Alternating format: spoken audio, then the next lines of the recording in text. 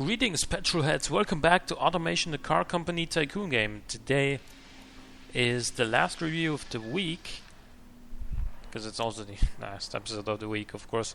I'm just trying to find the email. Okay, it was the Case Works Zeus, kind of misspelled, but. Or maybe it's spelled correctly and is not related to the Greek god Zeus. Excuse me. What? Okay, there was some sort of loading error, almost like similar to indicating that I don't have a particular fixture, but it wasn't. It wasn't that, and I have pretty much everything that's on the workshop anyway, so. Can't be that. Okay, so this is. Wait a minute. Let me read out the email.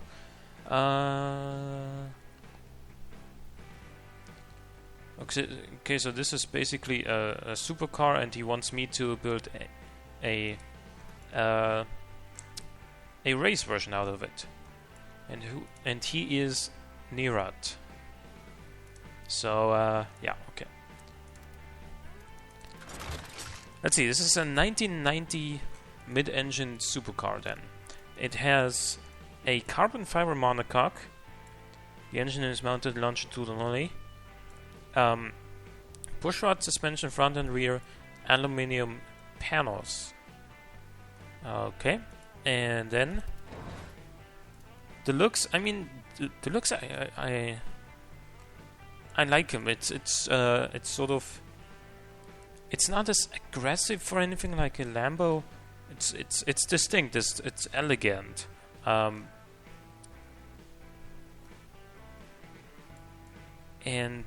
we got some vents on the side here and here, as well as some vents over the engine bay, because the effectiveness of all these grills and vents on the front is basically almost zero. Not literally zero, but they do almost nothing on mid-engine cars when you put them on the front. We got quad exhausts, some pretty 90s-ish taillights here, and a grill in between. So yeah, I like the styling.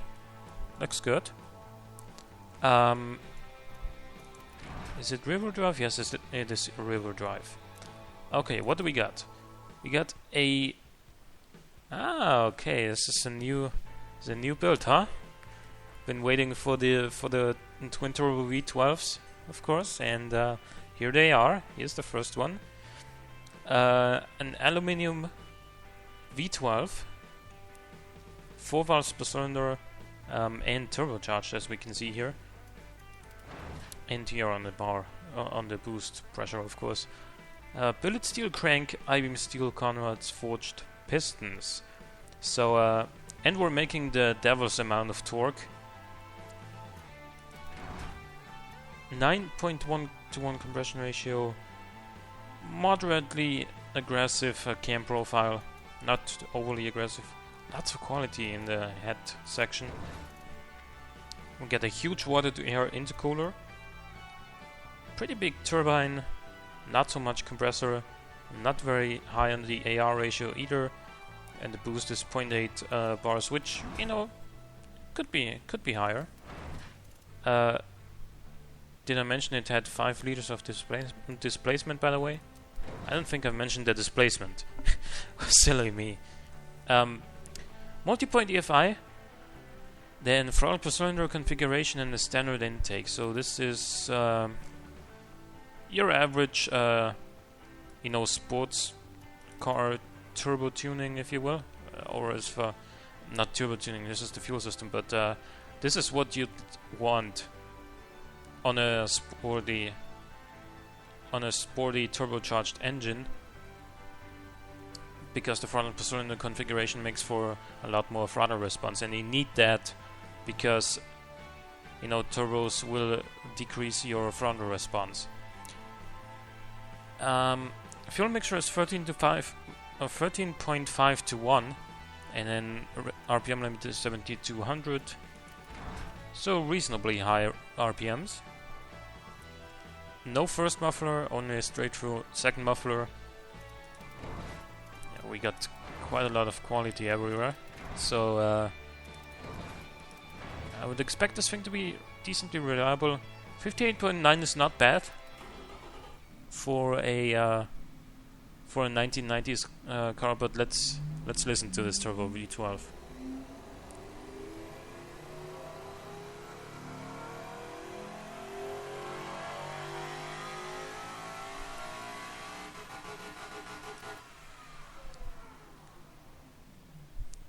The turbos aren't that loud, but they're still noticeable. So basically, we have a 5-speed manual. I really wish there were 6-speed options already in 1990, because they were around. It's not like they didn't exist back then. Geared LSD, so good traction off the line. Sports tires, 295s on the rear, 235s up front. Magnesium rims, keeping this car nice and light. Vented discs front and rear, 3 pistons front, 2 pistons rear. Nicely balanced, but actually could go a little bit. No? Doesn't like.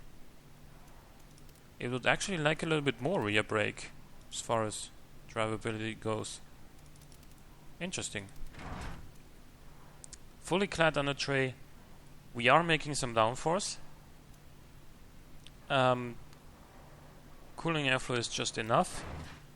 Sport interior, basic cassette. Yeah, not really that much entertainment going on in this car as far as electronics go anyway. As far as engine goes, yeah, there's quite a lot of entertainment, because we got 570 horsepower. Air springs. Okay. Adaptive dampers, passive sway bars. Lots of rear camber in order to offset that oversteer that this car will naturally have. Very stiff rear springs.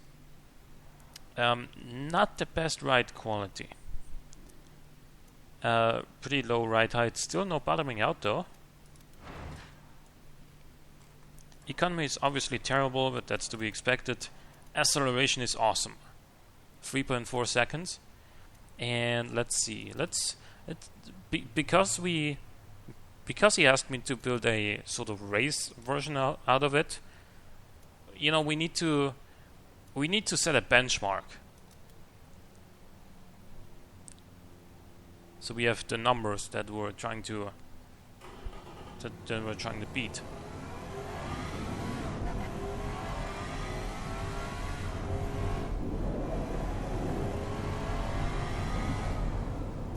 So Laguna Seca, the flying lap would be 139.95, which is already pretty good. But of course, since he asked for it, okay.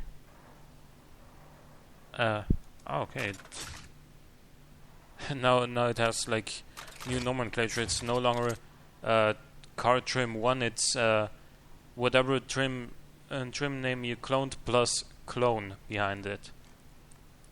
So you know, Zeus 5TM clone. That was sort of irritating first. So basically, we are gonna go to the engine. It does that on the engines as well. I am gonna retune this engine. I am mainly gonna change the turbo setup, in that I'm going to decrease the turbine size, making this turbo spool up earlier.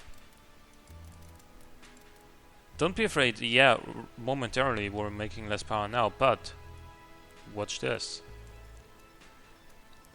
Aha, okay.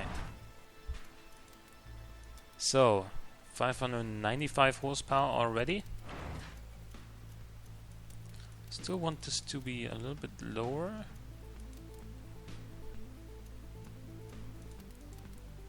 $592, $595. Gonna go a little bit higher on the boost pressure as well. Who am I kidding? I'm gonna go quite a lot higher. And also on the cam profile. And keep in mind that if this is gonna be a race version, it doesn't need to be as reliable as the road car. So I'm gonna increase the RPM limit as well to 7,800 here. Okay. I want 1 bar of boost, so I'm gonna do that right away. And now I'm gonna decrease the... Actually, no, I'm not gonna decrease the compression. I'm gonna up the cam profile a little bit at first, and then I'm gonna do the 652 horsepower already.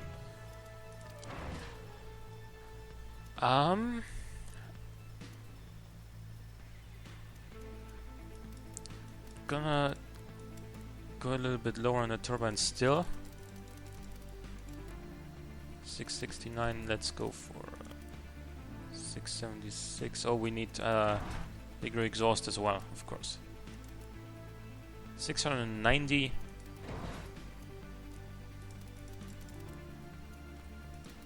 Let's go for the 700 horsepower. 700 horsepower.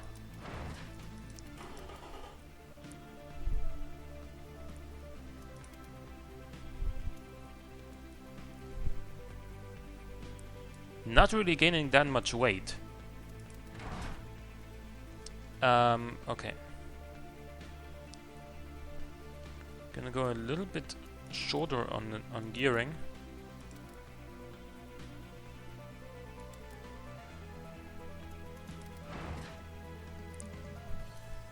Still sort of maintaining, you know, not having oversteer.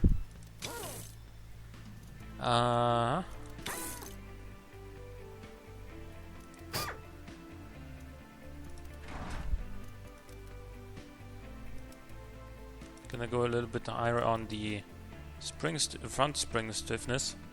Try and get rid of that oversteer.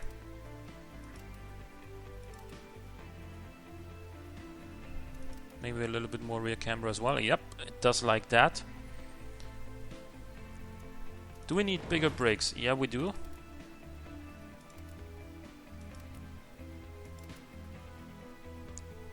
Gonna bring the rear brakes up to the same size as the front brakes. We need more cooling airflow, obviously. If it's gonna be a race car, though, I am gonna fit downforce. It's not gonna be as fast on the top speed, but it will have better cornering.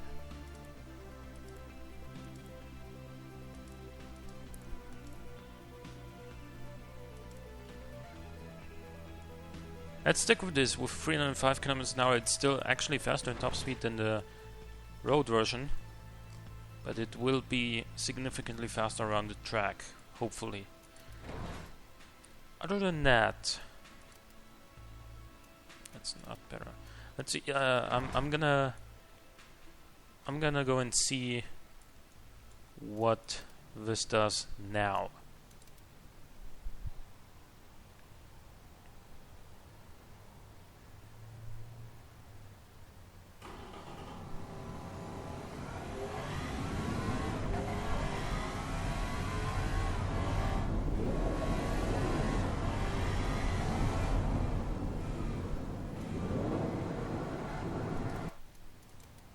One 38.3 is not really that much of a difference, but keep in mind we're also still running on sports tires.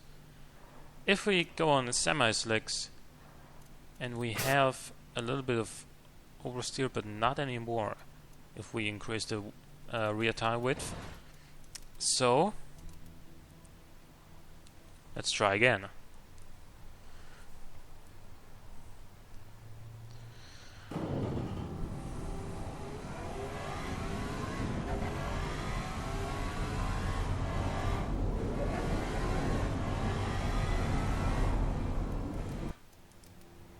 One 36.7 now. Okay, now we're getting into the good stuff. That's over 3 seconds faster than the original version. Oh, there's no ceramics here yet. Yeah, I'm gonna go for race pad type.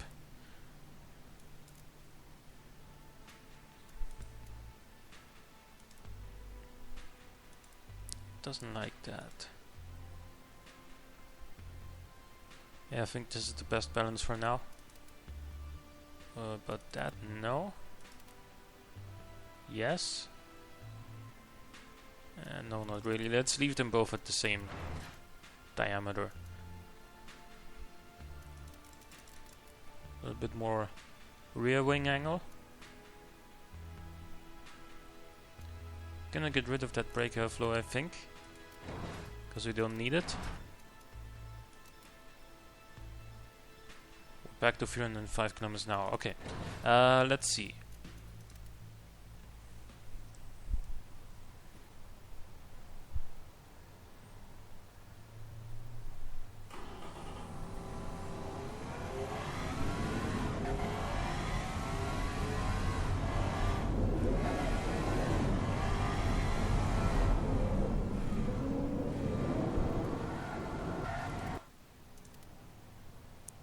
Okay, exactly the same time here. Let's see how this thing performs in a straight line though.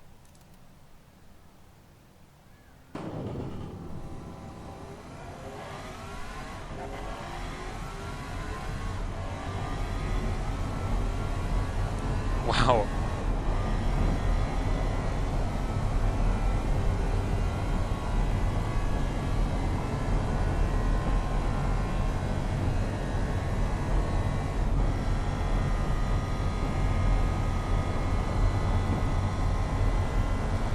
Okay, up until about 250 it is actually crazy fast.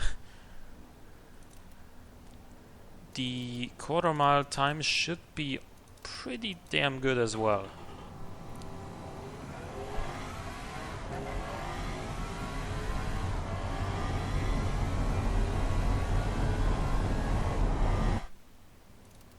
Yep, 10.9 seconds.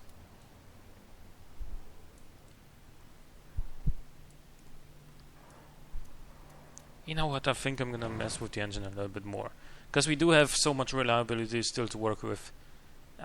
I just feel like I should go a little bit harder. Okay, now I don't want to have the bottom end try to or start to really make problems, so 8,000 is as high as I can go here. We're gonna fit a performance intake, or a race intake even. Well, if it's gonna be a race car, it needs a race intake. It needs more fuel mixture as well. It needs more boost pressure. 750 horsepower. Uh,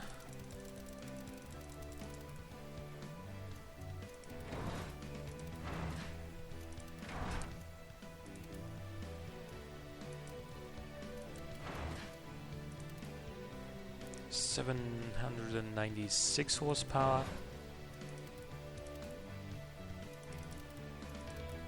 800 horsepower. Yeah, okay, let's go from 700 to 800 horsepower. Why not?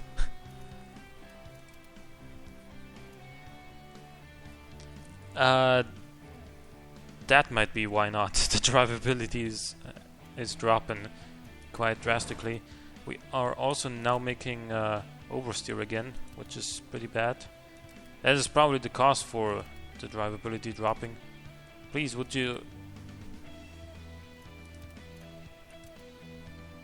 There we go. Now we got really low spoiliness here as far as the graph goes, but keep in mind that spoiliness is still overall higher than before the engine tuning. This should make it quite fast on a straight line.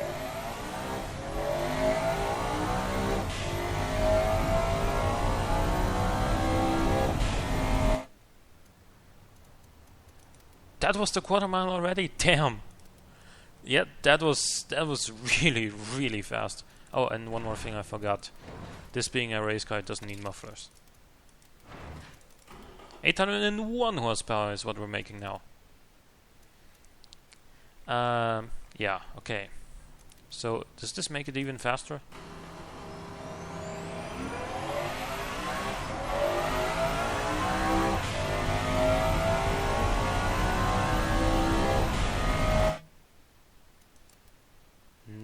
not much, but it did make it louder. So there's one thing.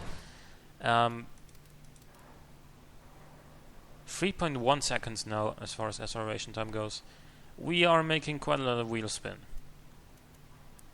And not really that much I can change about that. I could give it alloy rims, and because the alloy rims are heavier than the magnesium rims, there's more mass for each wheel, so that should make for slightly less wheel spin. Not really. Okay. I was wrong. We need more cooling airflow, so so the engine doesn't overheat. 315 now. You know what? Let's go a little bit higher on the downforce then. A little bit more wing angle as well. Now we're at 307.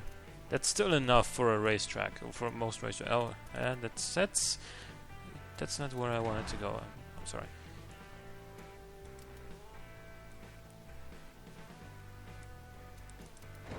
Oh, also we can, you know, this being a race car, we can remove this altogether. You can also take away the quality in here to make it lighter. Actually, that reduced everything here, basically. Yeah, okay. I don't wanna really mess with the safety here, because a race car needs to be safe. I'm also gonna swap out the air springs for standard ones and then fit adaptive dampers.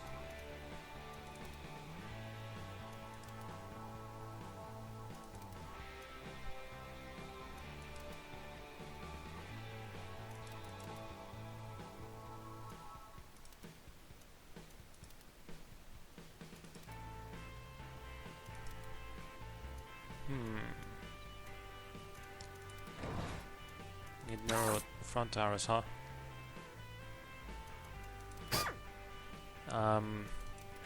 How do I get rid of this oversteer now?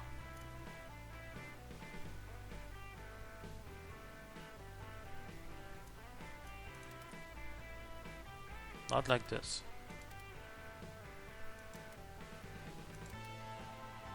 There we go.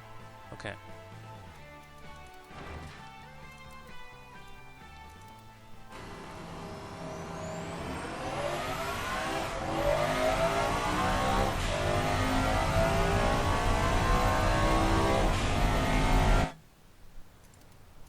This thing is just so fast.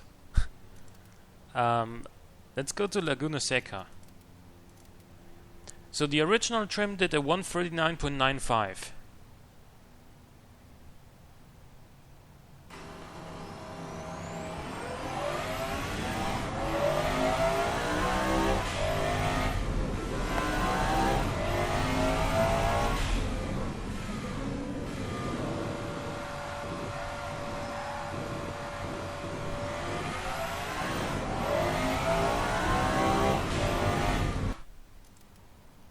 $135.09. Okay, I think that's big enough of a difference. That's a big enough difference. So I would say mission accomplished. I didn't change the aesthetics because I don't really see a point of doing that, and also it would make things a little bit more complicated, because, you know, changing the vents out and stuff would result in different airflow. I'd have to go to the aerodynamic section again and adjust everything and stuff like that, you know. So yeah, that is the race version of the Caseworks Zeus. Hope you guys enjoyed. Leave a like or a comment if you did. Thank you for watching. I'll see you next time.